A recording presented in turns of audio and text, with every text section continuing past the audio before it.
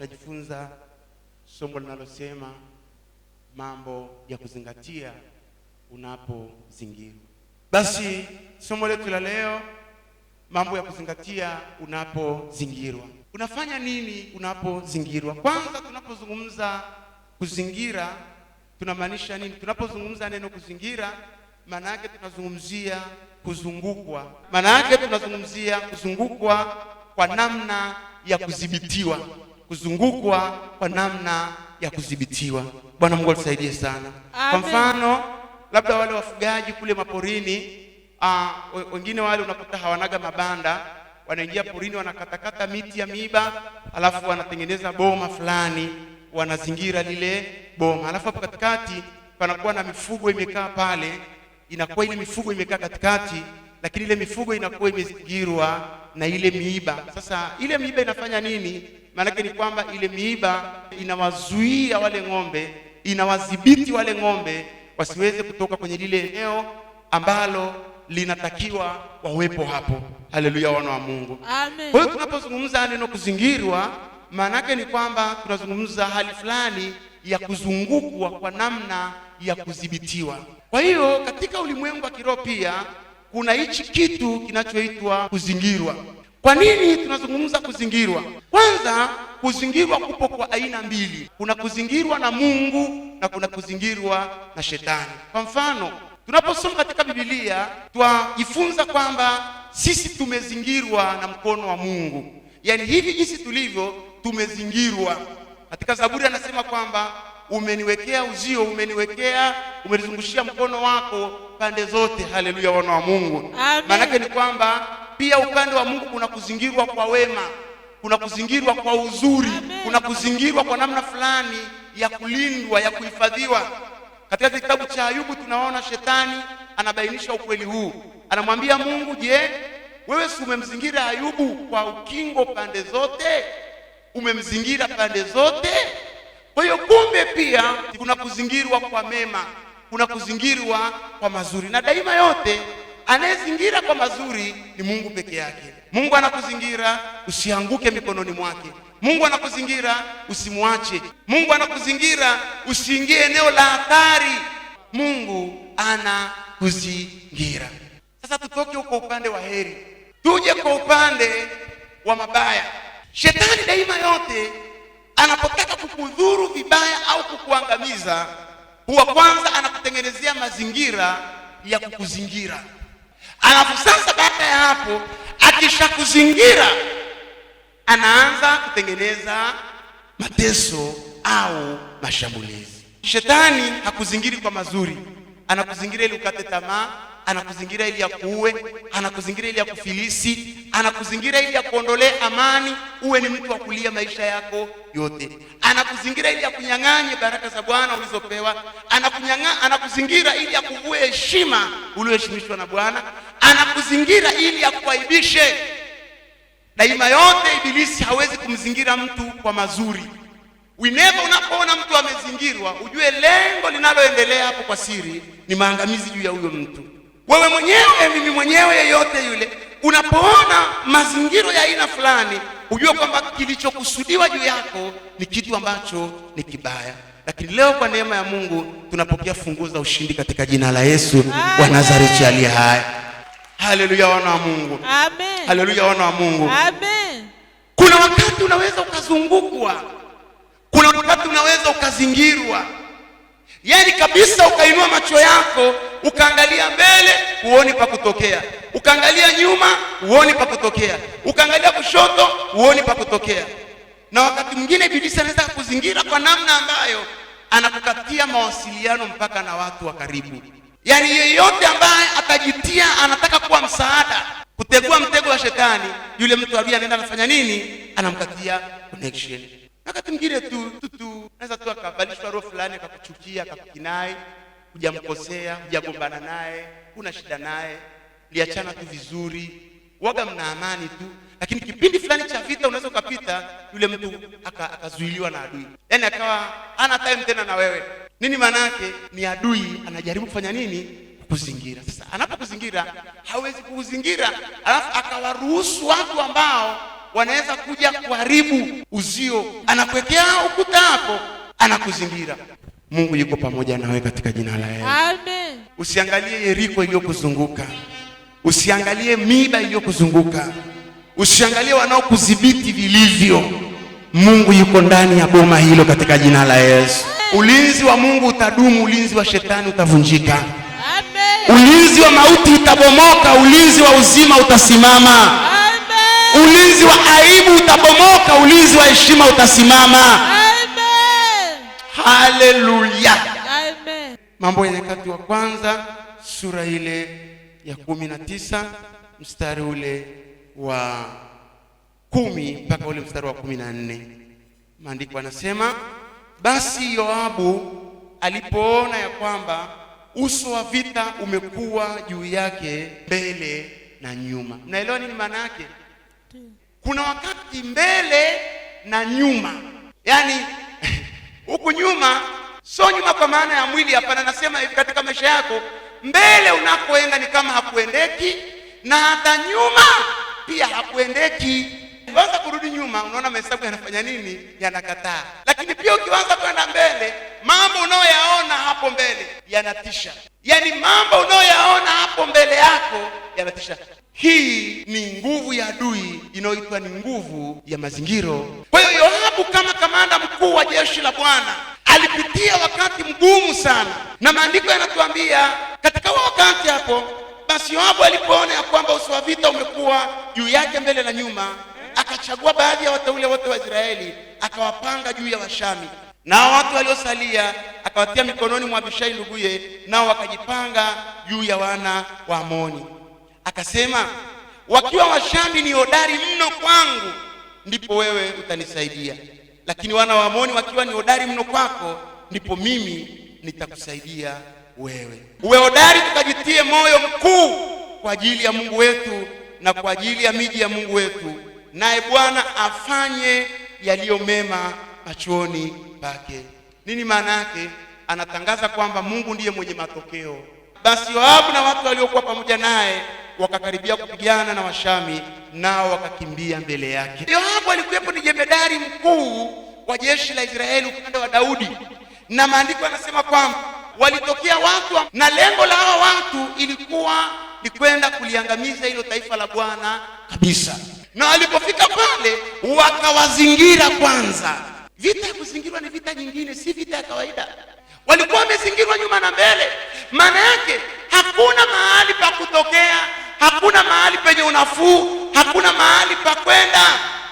Kuna wakati katika maisha kila unapopagusa ni mshale, kila unapopagusa ni vita inatokota. Ukiona mazingira hayo, ujue yuko Mungu aliye zaidi ya kile kilichokuzingira. Glory to his name forever. Amen. Nisikilize mwana wa Mungu, hata kama ni wengi kama mchanga wa bahari, hata kama ni wengi kama majani ya kondeni, Bwana ana namna ya kukutoa ukiwa salama. Mungu amesema kwamba yuko pamoja na sisi hata ukamilifu wa nyakati. Haleluya. Amen. Kwa hiyo katika kule kuzingirwa, maandiko yanatuambia Yoabu alipoona.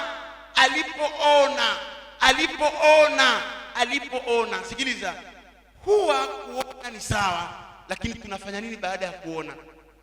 Kinachotuangamiza namna tunavyochukulia yale tunayoyaona, yale tunayoyasikia, yale tunayoyaelewa, mishale tunayoiona. Yoabu alipoona ya kwamba kilichoko mbele yangu ni ABC, akainua macho yake kwa Bwana. Haleluya.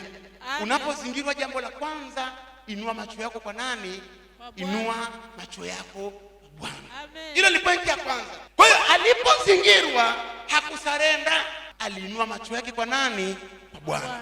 Kuna wakati tunapokuwa tumezingirwa, jambo la kwanza tunalolifanya, tunaanza kuinua macho yetu kwa miungu na sio Mungu, kwa vitu na sio Mungu, kwa wanadamu na sio kwa Mungu. Sikiliza, hakuna mwanadamu yoyote, hakuna kitu chochote kinachoweza kukutoa kwenye hali ya kuzingirwa zaidi ya mkono wa Bwana peke yake. Ukiwa umezingirwa na chochote au na vitu vya aina yoyote, usiache kuinua macho yako mbele za Bwana. Na hapa ndipo tumekuwa tunakwama mara nyingi na tunazuia muujiza usiweze kutokea. Kumbuka kuna wakati Mungu hataki kushia utukufu. Kumbuka kuna wakati Mungu anataka kujitambulisha. Kuna wakati Mungu anataka kujionyesha uweza wa nguvu zake. Lakini bahati mbaya kuna wakati katika hali ya kuzingirwa tunakaa chini. Tunaanza kuwatafuta wanadamu. Tunaanza kutafuta vitu. Sikiliza. Kadri unavyotumia njia zisizo sawa au zisizo halisi, ndivyo unapozidi kukaza vifungo. Wakati wamezungukwa, jambo la kwanza alilolifanya Yoabu, alijua hapa maarifa yetu hayatoshi, lakini yuko mmoja ambaye tukiinua macho yetu kwake, hata kama maarifa yetu ni madogo, lakini atayagusa hayo maarifa. Amen. Hata kama silaha zetu ni ndogo, atazigusa hizo silaha, zitafanya mambo makubwa. Atagusa elimu ndogo ulionayo. Haleluya. Atagusa mtaji mdogo ulionao. Utafika mahali ambapo wengi hawajafika. Atagusa kila kitu kidogo ulichonacho na kitafanya mapinduzi makubwa, na itakuwepo ni kustaajabu, kwa sababu haiwezekani Goliathi auawe na jiwe. Haiwezekani mambo makubwa yatokee kwa jambo dogo namna hiyo. Unapozingirwa, uwe umezingirwa na magonjwa, uwe umezingirwa na madeni, uwe umezingirwa na vita, kuna wakati roho ya shetani inaweza kusimama kusema ya kwamba iwe kwavyo, na elimu yake hapenyi, tutamzingira. Na mtaji wake hapenyi, tutamzingira. Na elimu yake ya uchumi, tutamzingira. Inua macho yako kwa Bwana. Jambo la kwanza, inua macho yako kwa Bwana. Ndugu yangu, haijalishi wazazi wako wana pesa, haijalishi daktari wako ni msomi, ametibu wengi na wakapona, haijalishi una pesa, haijalishi una elimu. Kuna wakati elimu hazifanyi kazi, kuna wakati pesa hazifanyi kazi, kuna wakati hata madaktari hawafanyi kazi, kuna wakati chochote duniani hakiwezi kukuokoa. Hapo ndipo ambapo kabaki Mungu peke yake. Yoabu walikuwa na mikuki, walikuwa na ngao, walikuwa na silaha. Hakuwa na haja ya kuinua macho mbinguni kibinadamu, lakini alijua silaha hizi zitakuwa na maana sana kama Mungu atazigusa. Ninalo neno juu yako wewe uliyezingirwa, umezingirwa. Mkono wa Bwana usiozuilika utakutoa katikati ya huo ukuta, utakutoa katikati ya hilo boma lililokuzingira katika ulimwengu wa kiroho. Boma la Yeriko, boma la shaba, boma la chuma, Bwana atakutoa hapo. Amen. Glory to his name forever.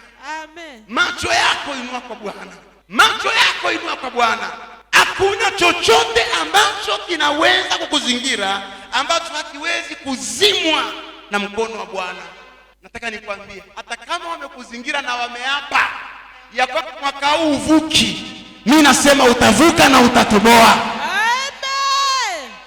Hata kama umezingirwa na roho za madeni, nasema utatoka kwenye madeni hayo. Amen. Kama umezingirwa na kukataliwa, utatoka hapo. Kama umezingirwa na mauti, utatoka hapo. Umezingirwa na hasara, utatoka hapo. Amen. Haleluya, wana wa Mungu. Amen. Inua macho yako kwa Bwana. Usiangalie namna jeshi la Washami limekaa mbele yako, wala usisikilize maneno yao. Unapozingirwa, jambo la kwanza, inua macho yako kwa Bwana. Jambo la pili, unapozingirwa, jipange. Angalia mstari unaofuata. Maandiko yanasemaje? Maandiko yanasema kwamba basi Yoabu alipoona ya kwamba uso wa vita umekuwa juu yake mbele na nyuma, akachagua baadhi ya wateule wote wa Israeli, akawapanga juu ya Washami, na hao watu waliosalia akawatia mikononi mwa Abishai nduguye, nao wakajipanga juu ya wana wa Amoni. Glory to his name forever. Amen. Kuna wakati mwingine unapokuwa na vita, umezingirwa, lazima pia ujipange vizuri. Usikurupuke, jipange. Ni kweli aliona nyuma na mbele amezingirwa, lakini maandiko yanasema baada ya kuinua macho kwa Bwana, nafikiri Bwana akampa ufunuo huo sasa wa kujipanga. Akamwambia, ni sawa, umenililia, nimekusikia, lakini sasa anza kufanya yafuatayo. La kwanza, Akamwambia, cha kwanza, wewe geukia walioko wapi? Mbele. Glory to his name forever. Amen. Kuna vita nyingine unatakiwa ujipange kwenye kila eneo. Hata maombi unajipanga. Kutokana na haya yaliyonizunguka, ninaombaje? Unajipanga. Maana ushindi ni halali yako katika jina la Yesu wa Nazareti aliye hai. Kuna wakati fulani ndugu zangu, tunazingirwa alafu tunakufa katikati ya mashambulizi. Sio mpango wa Mungu ufie mashambulizini. Ni mpango wa Mungu kwenye kila mashambulizi mbele yako Bwana ajitwalie utukufu. Waseme alikuwa wakufa, lakini sasa tunamuona anaishi. Waseme alikuwa ni wakufunga biashara yake, lakini sasa tunamuona anaendelea. Alikuwa ni wakurudi kijijini, lakini bado tunamuona yuko hapa mjini. Alikuwa hataki kuwepo, lakini bado yupo. Haleluya. Na walipojipanga, maandiko anasema Yoabu akazungumza neno moja la unabii, akasema nafasi iliyobakia Bwana afanye yaliyo mema machoni. Wakanyanyuka kuingia vitani, wakanyanyuka kuanza biashara, wakanyanyuka kuchukua hatua, wakanyanyuka kusonga mbele, wakanyanyuka kuanza kumtumikia Bwana, wakanyanyuka kuanza kusogea mahali ambapo katika ulimwengu wa kiroho walikuwa wamezuiliwa. Haleluya. Amen. Unapokabidhi mikononi mwa Bwana, usinyamaze. Nenda sasa ili uende ukamuone Mungu. Haleluya. Mstari wa 14, basi Yoabu na watu waliokuwa pamoja naye wakakaribia kupigana na Washami, nao wakakimbia mbele yake. Nini kinachowakimbiza? Ni yule Mungu aliye hai. Niko mahali hapa nikwambie, yawezekana hujui kitakachoendelea, hujui kitakachotokea, hujui kesho itakuwaje. Bwana ameficha ushindi kwa ajili yako. Haleluya. Wakakimbia mbele yake. Watu wa Bwana wakawa salama. Vita ikawa imeishia hapo. Wale watu walikuwepo wanakimbia si kwa sababu ya kumwogopa Yoabu, bali ni utisho wa Bwana ulitangulia mbele ya watu wa Bwana. Ule utisho wa Bwana ukakimbiza maadui. Ule utisho wa Bwana ukakimbiza lile jeshi. Whenever unapojikabidhi kwa Bwana, utisho wa Bwana utakimbiza mauti. Utisho wa Bwana utakimbiza laana. Utisho wa Bwana utakimbiza kila aibu. Utisho wa Bwana utakimbiza kila matokeo mabaya, na matokeo yatakuwa mema. Haleluya. Ufanye nini unapozingirwa? Unapozingirwa usikate tamaa. Unapozingirwa unaambiwa uwe na moyo mkuu. Unapozingirwa unaambiwa simama hodari, simama imara. Yoabu anasema iwe hodari, tukajitie nguvu katika Bwana, maana tayari tumeshazingirwa, lakini matokeo ni ya Bwana. Katika kuzingirwa uwe na moyo mkuu. Katika kuzingirwa uwe hodari. Katika kuzingirwa simama na Bwana. Katika kuzingirwa tembea na Bwana. Haleluya. Unapozingirwa usinywe sumu. Unapozingirwa usiwaze kuacha wokovu. Unapozingirwa usihame kanisa. Unapozingirwa usichukie wapendwa. Unapozingirwa usigombane na wanadamu. Unapozingirwa uwe hodari katika Bwana, ujitie nguvu katika Bwana, maana Bwana atafanya yampendezayo. Haleluya. Oh my God. Kuna wakati unaweza ukazingirwa. Kila kona unapogeuka unaona vita. Kila kona unapogeuka unaona kuna jambo la kukuumiza moyo. Kila unapogusa unaona hakuendeki. Nasikiliza, haijalishi umezingirwa na jeshi kubwa kiasi gani, jeshi hilo halitapambana na wewe, litapambana na Mungu aliye hai. Haleluya. Kamwambia Abishai, tusimame imara, maana Mungu yuko pamoja nasi. Atatenda yanayompendeza. Yanayompendeza ni nini? Kukuinua. Yanayompendeza ni nini? Kukuheshimisha. Yanayompendeza ni nini? Kukuponya. Yanayompendeza ni nini? Kukuinua juu. Alishasema, ninayajua mawazo ninayowazia ninyi, sio ya mabaya, asema Bwana, bali ni ya amani, ni ya baraka, ni ya mafanikio, ni ya kuponywa, ni ya kuinuliwa, ni ya kukaa uweponi mwa Bwana, ni ya kutembea na Bwana, ni ya furaha, asema Bwana. Maandiko anasema Yoabu aliposimama tu, Bwana akapeleka utisho mbele ya Yoabu, majeshi makubwa yakaanza kukimbia yenyewe. Ubarikiwe sana mwanangu, Bwana akuonekanie mno. Yakaanza kukimbia yenyewe. Nini kinachokimbiza? Ni Bwana anayakimbiza majeshi hayo. Bwana anakimbiza majeshi hayo. Bwana anayakimbiza majeshi hayo. Haleluya, haleluya. Wewe mwenye kuzingirwa, usisahau somo letu la leo. Nifanye nini ninapokuwa nimezingirwa? Mambo ya kuzingatia unapokuwa umezingirwa. Kulia haitasaidia, kurudi nyuma haitasaidia, kugombana na Roho wa Mungu haitasaidia, kukata tamaa haitasaidia. Haleluya. Kutafuta msaada nje ya Yesu haitasaidia. Haya yaliyokuzingira uwe na imani hayana kitu mbele ya Mungu uliye naye. Haleluya. Amen. Uso wa vita uko mbele yako wapi na wapi? Kuna wengine uso wa vita uko nyuma na mbele kama Yoabu. Wengine uso wa vita uko kushoto na kulia. Wengine umezingirwa kwenye kila pembe. Sikiliza, usiangalie namna ulivyozingirwa. Neema ya Bwana iko pamoja na wewe. Haleluya. Haleluya. Unaamini maneno haya?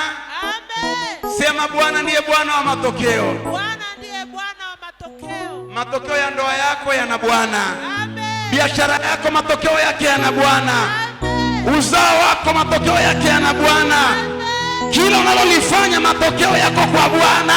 Amen. Hebu sema, watakimbia mbele yangu. Watakimbia mbele yangu. Watakimbia mbele yangu. Watakimbia mbele yangu. Mauti itakimbia. Mauti itakimbia. Nuksi zitakimbia.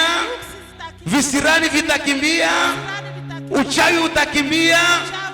Agenda za siri zitakimbia. Roho ya unyonge itakimbia. Roho ya udhaifu itakimbia. Hakuna kitakachokaa mbele yangu. Ndio, huyo ndiye Mungu tuliyemkimbilia. Huyo ndiye Mungu tuliye naye. Haleluya. Amen. Tunaungua lakini hatuteketei. Tunagarikishwa lakini hatuzami. Tunapita lakini hatufi. Tunawindwa usiku na mchana lakini hatushikiki. Yeyote ajaye kwa Bwana hatatupwa nje kamwe. Amen. Glory to his name forever. Amen. Mwana wa Mungu, yawezekana umezingirwa. Yawezekana umezingirwa. Yawezekana umefunikwa. Yawezekana umetandwa. Umejengewa uzio wa miiba. Lakini sikiliza, hawatajua Mungu amekutoa kwa mlango gani. Hawatajua Mungu amekuletea ushindi kwa namna gani. Haleluya. Amen. Washani hawakujua kama wale watu wangeweza kupona mikononi mwao. Walishajiaminisha kwamba hawa watu ni halali yetu. Lakini namna gani wale watu wameponyoka. Oh my God. Waliokuwa wameanza kuangamiza ndio wakaangamizwa na Bwana. Glory to his name forever. Amen. Chochote kinachoanza kukuaibisha chenyewe kitaaibishwa na Bwana. Kinachoanza wewe urudi chini, chenyewe kitarudi chini, kitarudishwa chini na Bwana. Amen. Glory to his name forever. Amen. Usilie, usikate tamaa. Usiseme wameniacha wote, niko peke yangu. Usiseme hakuna hata anayeniangalia. Jicho la Bwana liko juu yako usiku na mchana. Jicho la Bwana liko juu yako usiku na mchana. Mwingine unawaza unasema nitapona kweli. Safari hii nikipona sitakufa tena, kwa sababu unaangalia namna ambavyo hauna pa kupumulia. Sikiliza, utaishi na utaendelea kuishi. Utakuwepo na utaendelea kuwepo. Haleluya. Glory to his name forever. Amen. Jambo la mwisho, ufanye nini unapokuwa umezingirwa? Jambo la tatu na la mwisho, kumbuka uko ndani ya ufalme usiotikiswa na chochote. Hilo ni jambo la tatu na la mwisho. Kumbuka uko ndani ya ufalme usiotikiswa na chochote.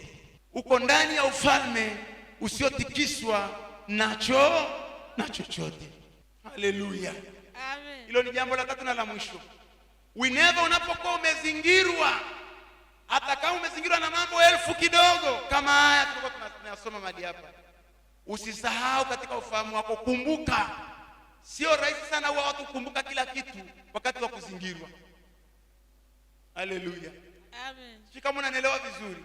Amen. Huwa sio rahisi mtu kukumbuka kila kitu wakati wa matukio, wakati wa kuzingirwa, lakini hili somo linakutaka ukumbuke uko ndani ya ufalme usiotikiswa na chochote, usiotikisika. Lord is name forever. Amen. Hallelujah. Amen. Magasia yote ya dunia yanaweza kuja kwako, lakini usisahau katika moyo wako kwamba niko salama sana ndani ya ufalme nilioko ndani yake. Usisahau hichi ni chombo kisichotunguka. Kama ni ndege, basi hii ni ndege ambayo haiwezi kutunguliwa. Ufalme huu wa Mungu, kumbuka, ni ufalme usioweza kutikisika. Ni unshakable kingdom. Hallelujah. Amen. Kama ni merikebu, basi kaa ukijua merikebu hii hakuna tufani yoyote inaweza ikazamisha meli hii. Kama ni msingi, basi ujue huu ni msingi ambao hauwezi kubomolewa na chochote. Kama ni ngome, basi ujue kwamba hii ni ngome isiyopenyeka. Uokovu tulio nao na imani ya kimungu tulio nayo ni ufalme usioweza kufanya nini? Tikisika. Na yeyote aliyoko ndani ya ufalme huu yuko salama sana. Amen. Ndio maana umeumwa mara nyingi lakini hujafa. Nini maana yake? Ni ufalme usiotikisika. Amen. Kutikisika. Kwa hiyo nini maana yake? Maana yake ni kwamba kila kilichokuzingira kina haki ya kujikwaa mbele yako na kuanguka, lakini wewe utabaki pale pale. Haleluya. Amen. Asante Bwana wa uzima. Amen. Uko tayari kupiga hatua mahali fulani?